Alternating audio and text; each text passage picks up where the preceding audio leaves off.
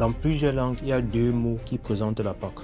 En réalité, les deux mots ont deux significations différentes. En anglais et en allemand, par exemple, il y a le mot en anglais Easter, qui veut dire en allemand Oster, et il y a le mot Passover, qui veut dire en allemand Passa.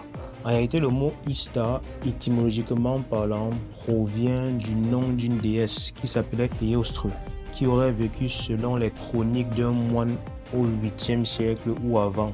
Il racontait au 8e siècle que cette déesse-là était la déesse du printemps. Elle était accompagnée d'un lièvre qui pondait des œufs en couleur. Et cette histoire s'est transformée jusqu'à aboutir à l'histoire qu'on a aujourd'hui avec la fête du renouveau et bien encore.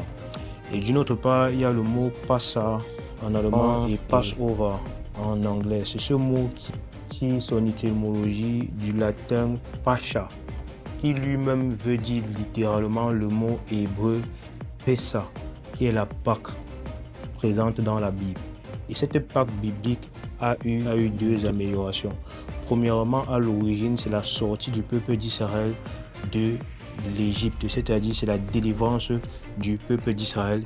Et ensuite, on a eu la délivrance du monde par la mort et la résurrection de Jésus-Christ à la croix.